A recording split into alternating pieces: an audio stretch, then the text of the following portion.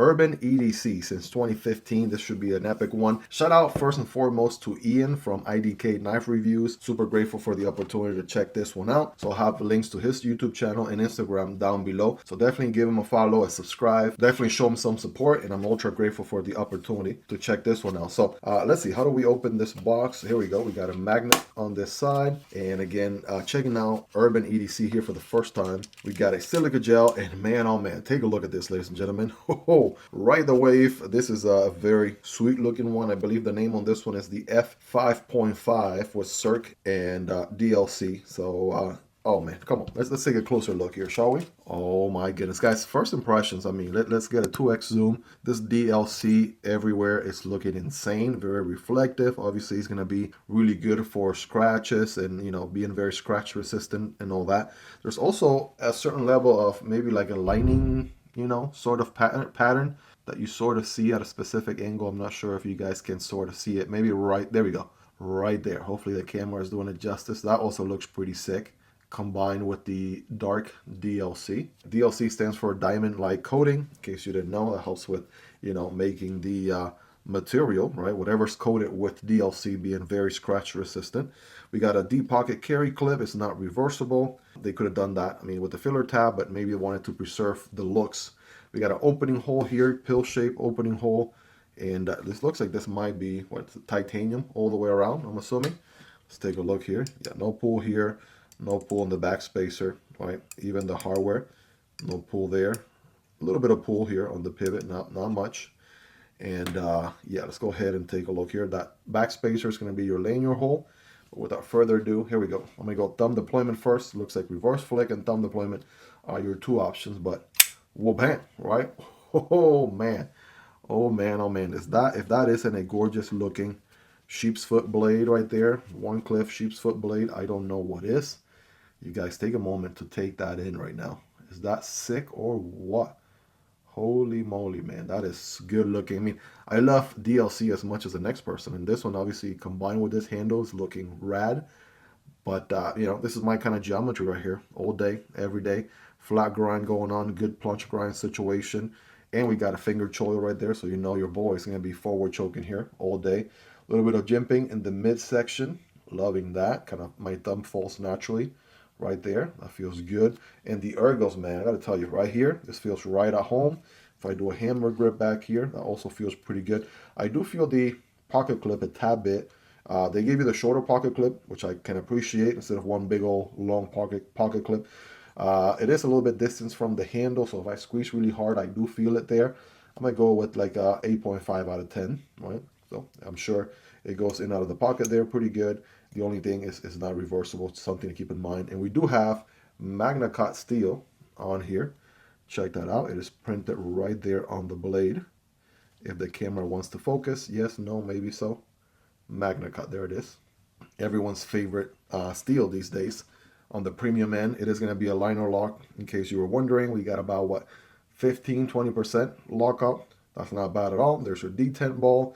And you do have a decent amount, I want to say, not an extra cutout for access, but I want to say if you push down and to the left, I mean, it's pretty easy to disengage, right? Disengage this guy, so no issues there whatsoever. Checking out the close here, let's see. It's a little bit of a nice, right? It's a little bit of a shake shutter, right? Almost wants to be a full shot, right? But just got to give it a little bit of a shake and it just goes, man. I mean, this thing, I'm not sure who the OEM is for this one. Future me double check. Oh, that reverse flick is money. Oh, man, that feels so good, guys. Kind of, when I first saw this knife, I mean, if I didn't know it was Urban EDC, my first guess would have been Giant Mouse, right? I look at it, it definitely gives me, for some reason, right? I don't know if you agree or disagree with me, right? I'll let you guys take a closer look there, take some pictures if you want to. But I don't know if you agree or disagree with me, but this geometry for some reason kind of gives me Giant Mouse vibes. And if I didn't know any better, right, I would have thought, you know, Giant Mouse was involved here in this design somehow. But yeah, one thing is for sure, this thing looks like fire. And of course, the geometry is going to be great for EDC. So doing draw cuts, utility cuts, doing this little pinch grip right here for opening up boxes, packages. And you know, with the DLC, this thing is going to last, you know, obviously going to be super scratch resistant for a long time. So that's something to absolutely look forward to. I'm also digging the acoustics, right? Take a listen to this. Oh man, sounds good on the close.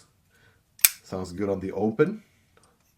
Oh man, that is just what the doctor ordered right there, ladies and gentlemen. So, you know, 2 deployment options and 2 deployment options only, but both of them are absolute fire, no doubt about it. So before I get before I get carried away just fidgeting with the knife, I'm trying to make a video here, Miguel. Like let's stick to some sort of format. So let me give you all some quick stats here.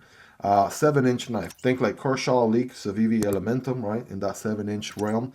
We have a little bit under around just under 3 inches on the blade length, about 2.75 on the cutting path, and that handle is going to be a whopping just a hair over 4 inches, right? Some quick rapid fire measurements there for you. Quick blade stock thickness here coming in at 0.16. Well, it's going to be a little bit thicker than your average 0.12 in the channel here, and a handle thickness of 0.48.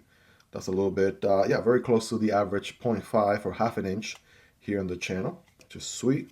But of course, we're gonna also go ahead and check the weight here. Quick weight check on this one. I'm gonna zero out, and I feel that the weight on it, right? Definitely feel the weight. We got a solid titanium. Check this out. Solid titanium on this side, which is, yeah, no milling whatsoever. So that's the whole titanium right there. And obviously a little bit of steel on the liner side. So what you end up with is, you know, a knife that's premium, also feels, you know, the part. Absolutely love it. I mean, it's no Benchmade bug out by any stretch of the imagination, but I'm here for it. Absolutely 1000%. I'm going to go with somewhere between 4.5 and 5 ounces, right? That's my guess. All right, how about a little bit more, right? Going forward, I should just stick with, you know, whatever I think it is, plus a few more ounces. 5.7 ounces or 151 grams to be exact. Yeah, definitely feels like that. And again, not an issue, concern in any way, shape, or form. Definitely gives you that premium knife vibe feels. And it, yeah, that weight for me is, yeah, absolutely something I don't mind at all. As a matter of fact, it feels really good. Oh man, the acoustics are so good. Hope you guys really enjoyed this one. If you made it to the end, you're the real MVP. Hope you guys have a wonderful rest of your day. Take care, and I'll see you on the next one. Either this one or this one. Peace.